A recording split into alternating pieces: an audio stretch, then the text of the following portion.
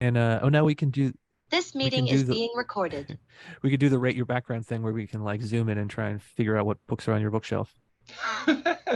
Yeah, this isn't the one. This isn't the braggy bookshelf. This is the grab bag of stuff.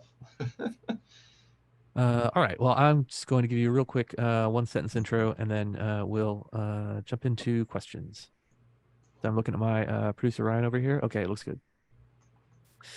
Uh, all right, now I'd like to welcome to the show Connor O'Brien, Research and Policy Associate at the Economic Innovation Group. Welcome to Free the Economy, Connor.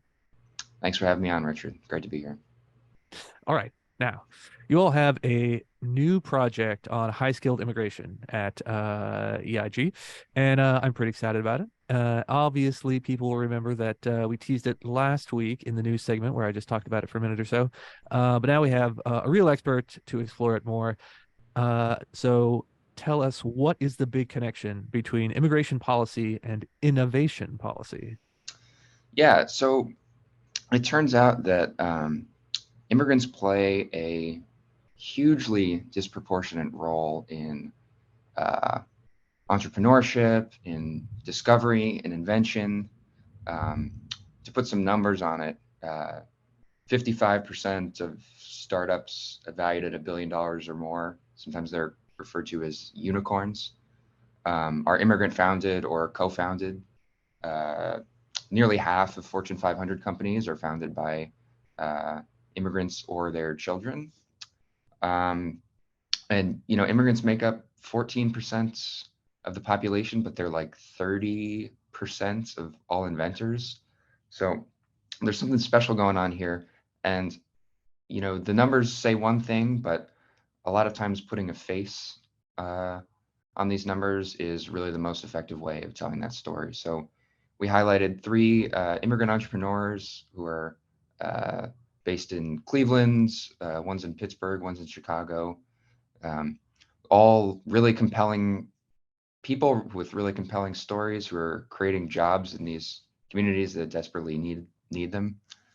Um, and they talked about this one of them, Mert, who is this guy from Turkey who created this company called SwipeSense. He says he doesn't feel like a product of the immigration system. He feels like more of a survivor, right?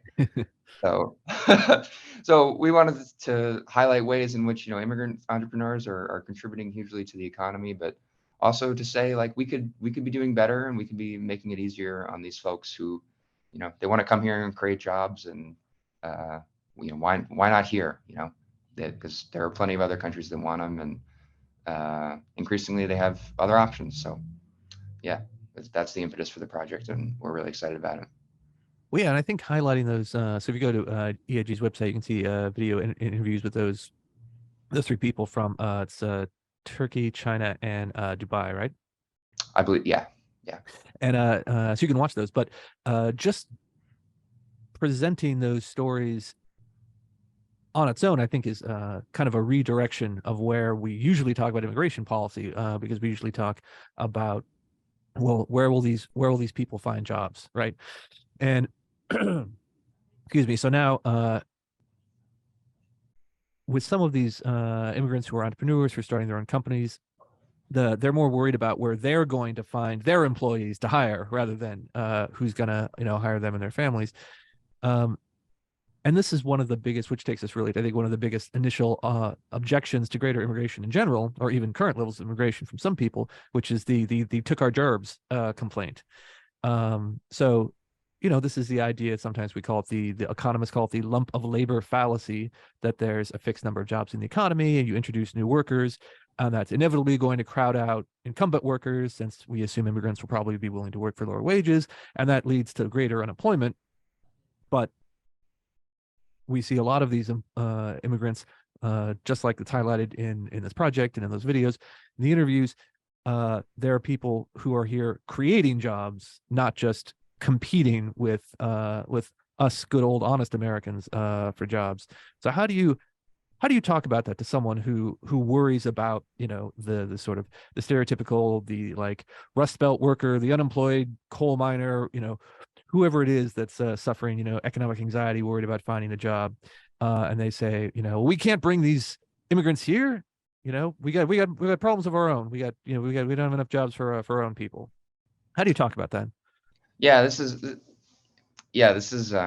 it's tricky. Like the messaging and how to frame this stuff can be challenging in many ways because the economics of immigration are kind of complicated, and it's hard to go to um, someone who's maybe being displaced by economic change and say, oh no, but this working paper says that actually like things are not that bad, um, and that the effect is actually quite small on wages. So we think there are various ways to reframe it that are more productive, and I think you know one of the most compelling ways I think we talk about this is we're in like a global race for talent, right? So there are all these brilliant people all over the world. Some of them who are in our universities, and it's a question of whether or not they're going to be able to stay in the country that trained them. And they're going to go and they're going to create jobs somewhere, right? So why shouldn't it be in the United States? Um, all of our peer countries are rolling out really attractive visa options for skilled workers and entrepreneurs. We're actually one of the only developed countries that doesn't have a startup visa. We have this sort of like weird investor visa that nobody likes, and it's really clunky to use, and it takes years and years to get, and it's subject to all sorts of attacks. But we don't just have a visa for people who have a great idea for a startup and want to come here, and I think that would surprise a lot of people. We sort of the perversity of our immigration system is that we apply some of the strictest scrutiny to the most talented people. Um, and I think, we got to get our priorities straight on that in that sense. Yeah, and this focus on high skilled immigration and people who are going to come and start businesses and become entrepreneurs. Uh, it sort of runs counter to, I think, some of the sort of stereotypes about immigration in the United States in general, where I think a lot of people assume that immigrants to the U.S. are almost entirely coming both from and prospectively to careers in areas like farming and construction work. And well, those are obviously fine and important jobs to have. We need a lot of people doing uh, jobs in those areas. A lot of current immigrants have college degrees in a variety of fields. And I was just looking up some census data. This is all AP Associated Press story from a couple of years ago that said that 47% of the foreign-born population who arrived in the United States from 2010 to 2019 have a bachelor's degree or higher, which is more than Americans who were born here. So how does that sort of, and that's a significant increase from previous generations of immigration. So in some ways, are a lot of popular impressions of who immigrants are might have been somewhat accurate 30, 40, 50 years ago, but increasingly are not. So how does knowing that we already have a higher skilled immigrant population now, how does that influence how you think about future policy reforms? Yeah, so it's interesting that you bring up that number, right? So one of the distinguishing features of the U.S. immigration system is that it's overwhelmingly family based. It's overwhelmingly based in unifying families and bringing, people sponsoring their relatives to come here, right? And so, we're outliers in that sense. So there's a report from David Beer from Cato, where basically if you take all the green cards that are issued each year and you uh, separate out just those who are sponsored for employment or who self-sponsor through an employment-based category, meaning they can sponsor folks, they can sponsor their family too, but excluding them from the count.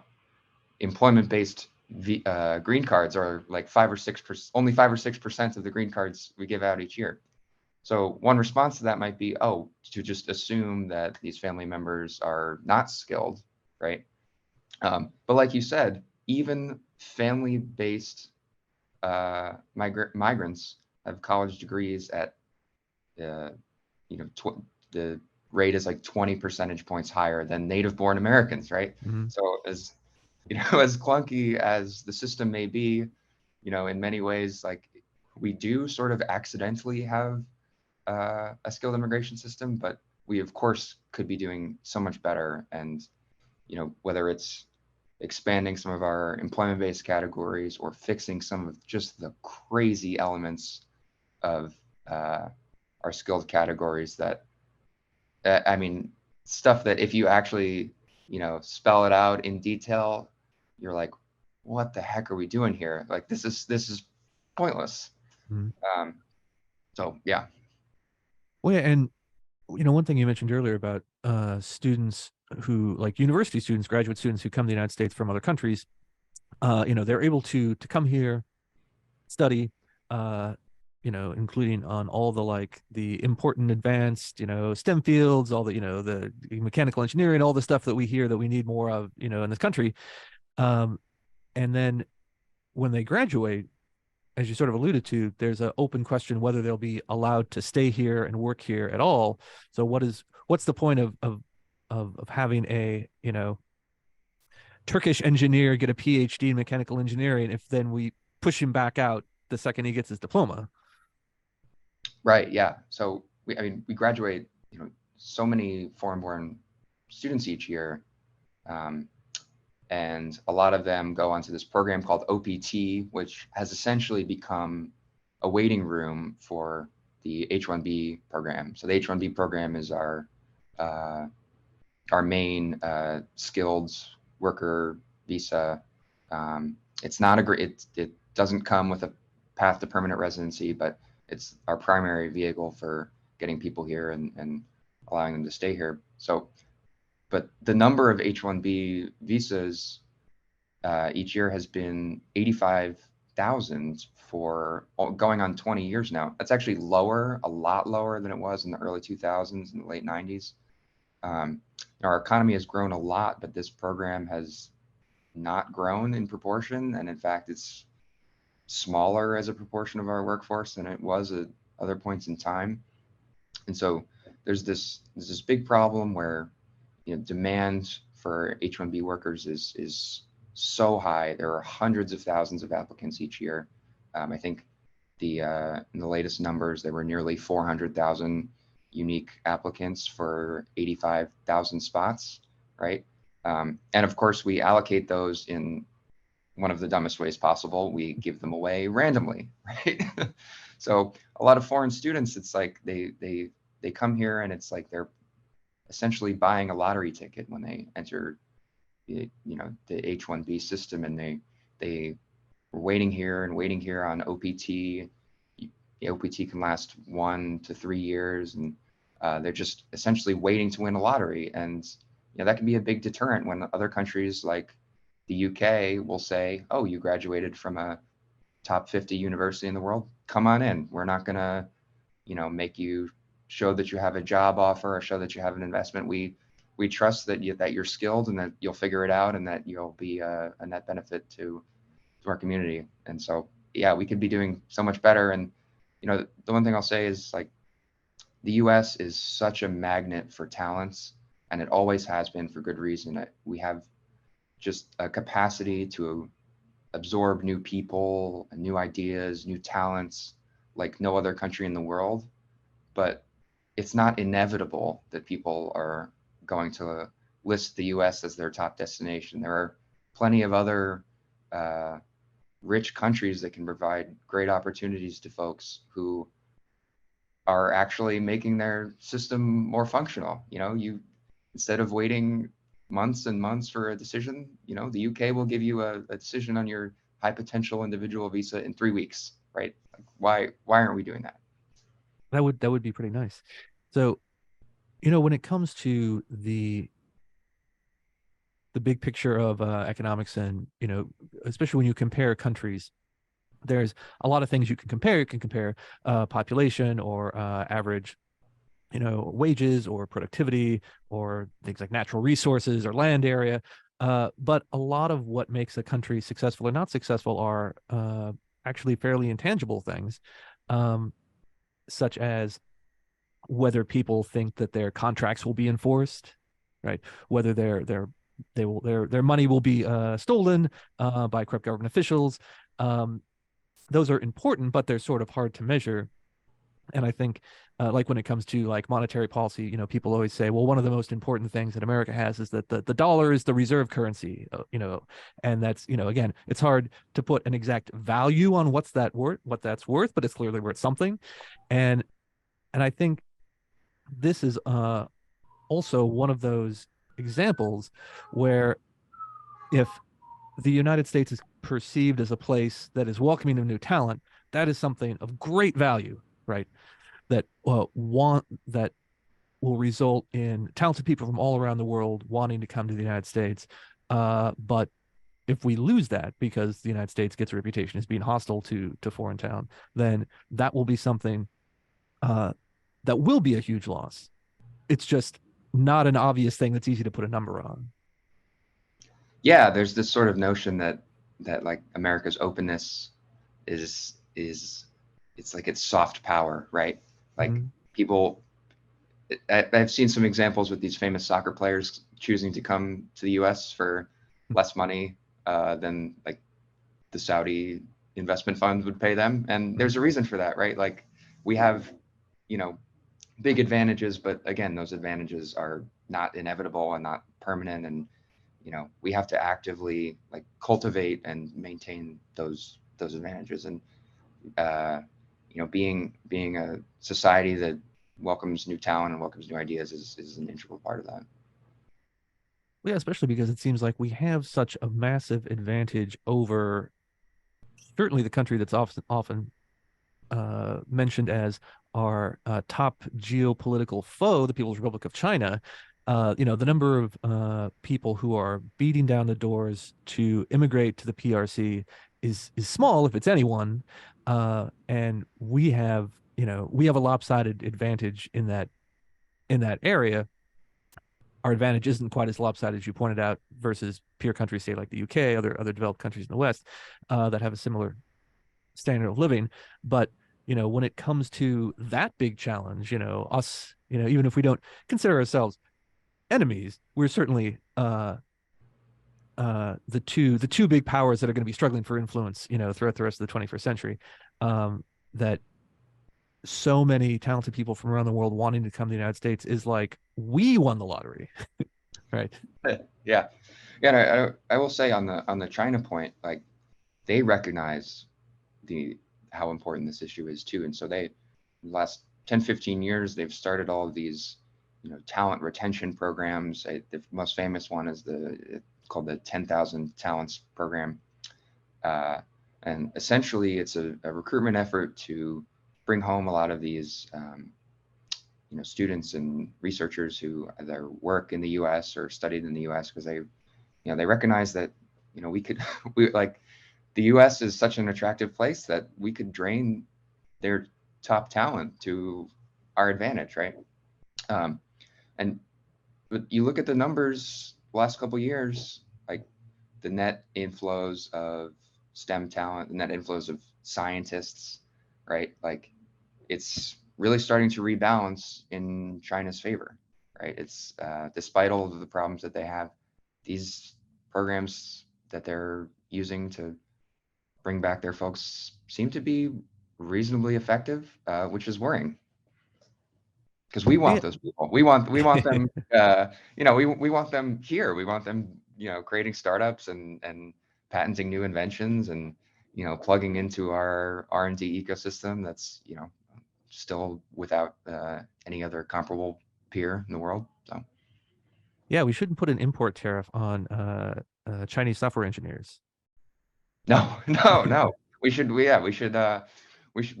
should be doing an advertising campaign over there to get them over here.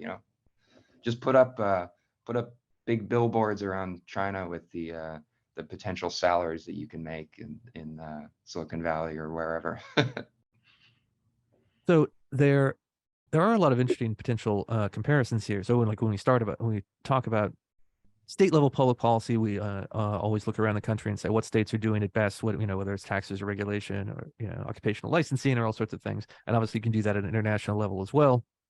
I think most 50 U.S. states are more alike each other than every other country in the world is like the United States. But there's still, I think, important comparisons to be made. So we mentioned what's going on with China. You mentioned that you can get an approval faster for some of these high-skilled visas in a place like the United Kingdom. Where else? I know I've heard a lot about Canada, obviously, because Canada, our hat, America's hat, our neighbor to the north, um, is so similar to the United States in a lot of ways, and most Canadian cities are very near the United States. So I've heard some talk about people saying, well, it's too difficult for our big U.S. company to get visas for the people we want to hire, so we're just hiring them through a Canadian subsidiary because it's easier for them to get into Canada. So now they become tax-paying citizens or long-term residents, at least of Canada. Where else have you seen these? That's sort of almost like a kind of regulatory arbitrage, situation. Between the less than ideal immigration policies of the US, the better, in this case, policies of Canada. You're just close enough to sort of get both, right? You get the productivity while them still being close to the United States. Where else have you seen these sort of like differences in policy play out? What other countries? Where can we learn some lessons here besides the ones we've already mentioned? Yeah. So oddly, the Anglophone countries, the UK, Canada, Australia, and New Zealand, have all stepped up on immigration lately, and it's really interesting. And I don't quite have a good answer as to why these places in particular have stepped up. But yeah, Canada has upped its immigration goals dramatically. Australia and New Zealand are admitting people at nearly twice the rate that the U.S. is. I mean, we'd have to, we currently, issue about 1 million green cards a year. We'd have to start issuing 2 million to catch up just to the rate of Australia and New Zealand, which, by the way, their unemployment rates are at like 50-year lows. So clearly, this surge in immigration has not led to like economic catastrophe like many will lead you to believe. But something to plug an EIG hobby horse a bit. Canada and Australia have these regional immigration programs where they allow state and local governments to play a role in immigration, which is not the case here. There is almost no subnational immigration policy role here. And we want to change that. We have this idea for a Heartland visa, which is essentially like it'd be a first of its kind place-based visa in the US where communities can opt in to an additional flow of high-skilled immigration, and communities get matched with immigrants who meet the needs of those communities, and in exchange those folks get like an expedited path to permanent residency. And we think among other things, this is a great way to like revitalize the economies of many areas of the country that are rapidly deindustrializing and losing population. So that's Canada's doing a great job at this. Their provincial nominee program has been really successful, and the sponsoring provinces, they sponsor these folks, and most of them end up staying in the place that sponsored them, and raising a family, starting a business, contributing to the local economy. And that's I think an example that we really need to learn from here. Well, yeah, I think that's an interesting theme here of the idea that economic development in America in recent decades has become polarized, with a lot of opportunities being built up in a small handful of big cities, and then a lot of other places in the country sort of missing out on that. And so the question is like, well, what has caused this sort of polarization of economic growth, but also what could possibly address it? And that certainly seems like a promising opportunity. Like you said, if you had a visa for the Heartland, it's like, well, you can come, you can be a doctor, you can be an engineer in this region here of the United States that is especially needing economic growth, because as often pointed out, international comparisons of economics and income, that even the poorest U.S. state is still has a higher per capita income than almost every other country in the world, including the United Kingdom. That a lot of Americans who maybe they live in New York City, moving to Mississippi is not their number one career goal. But if you are an aspiring small business person who grew up in a country with a GDP of less than half of that, you're like, oh, Mississippi, that's in the United States. That's a good place to start. Yeah, and it's a potentially great deal for a lot of people, and I think underrated in this discussion is the possibilities that this new world of remote work opens up, right? So 30 years ago, if you moved to a heartland community, you're really limited to jobs within 30, 40, 50 miles of your home. But here now you can plug into a remote job from just about anywhere in the country. Um, and you're bringing in local tax revenue to these places that are sort of seeing this like phenomenon of like a fiscal spiral where people leave, but the local communities like infrastructure needs kind of stay the same, and they don't scale down in proportion. So uh, you know and these remote workers can come and uh, work from there, but eventually a lot of them will end up employing locals, starting businesses locally. And Mhm. the remote work is like a great way to sort of plant a flag or get a foothold in a lot of these places, while paving the way to like a more durable economic revitalization. Yeah, this is this topic, the idea that you would have immigrants coming in and rebuilding the kind of like fiscal infrastructure of some of these places that have seen population loss is definitely the opposite of what we hear from some immigration skeptics, right? The idea, again, going back to this, at the very least, very out of date idea that the vast majority of immigrants are going to be low skilled and are going to struggle to find jobs and are going to end up consuming lots of welfare benefits.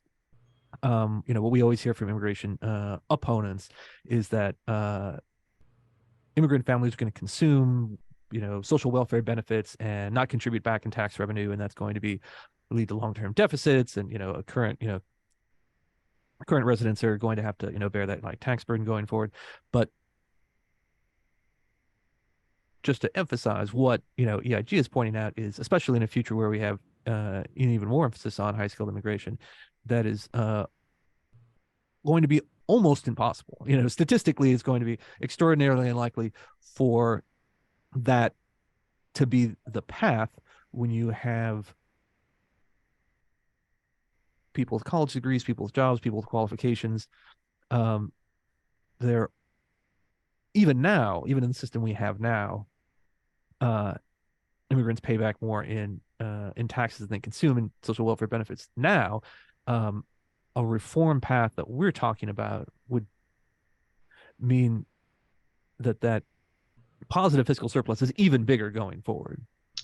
Yeah, and look, we're not going to solve our uh, fiscal challenges purely through high school immigration reform, but it can take a surprisingly large bite out of the apple.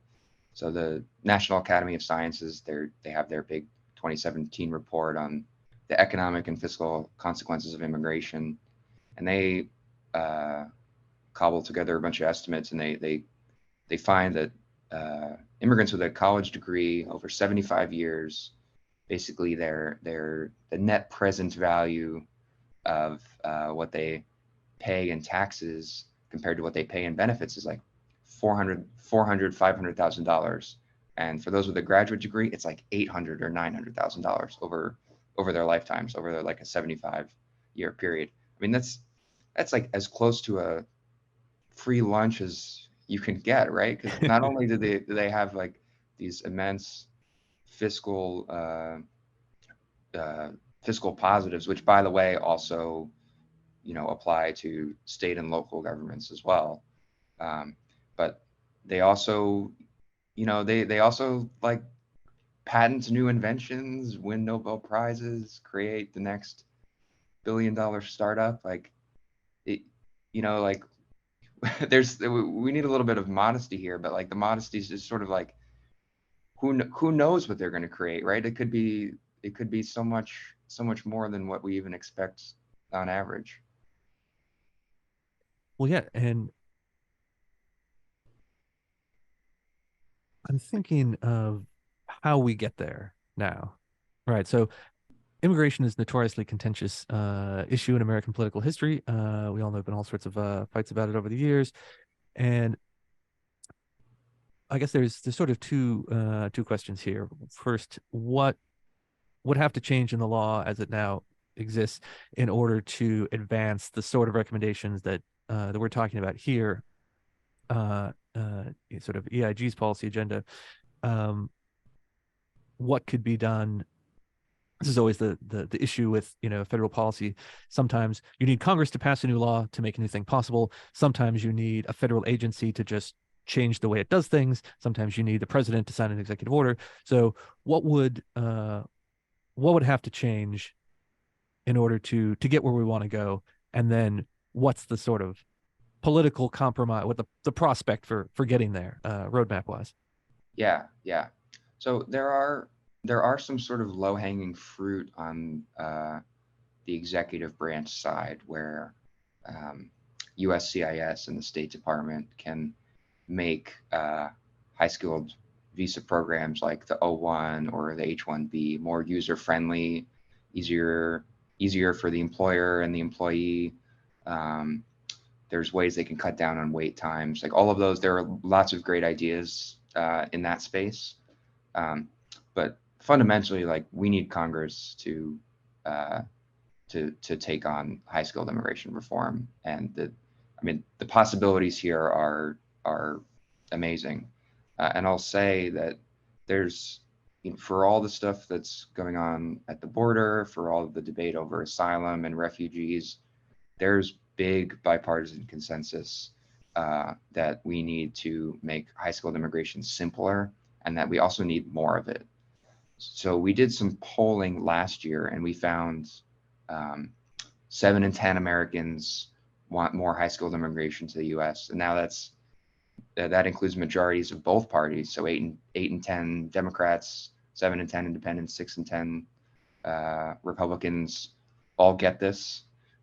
There's huge support for ideas like a STEM grad visa that would essentially, if you ever hear this notion of like stapling a green card to a diploma, Mm-hmm. that's what that is.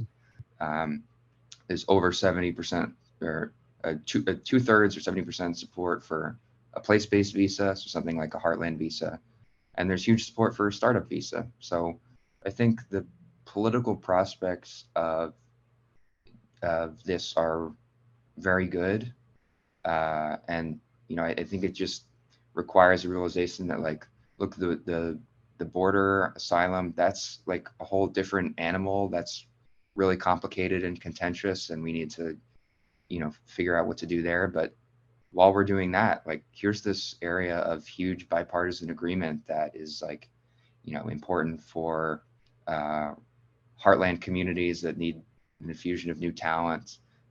It's important for revitalizing like our STEM and R&D ecosystem, and yeah, it's important for our geopolitical competition with China. So let's do something on that. And I think there are members of Congress in both parties, and clearly big majorities of the American public that totally get this and totally want to take action.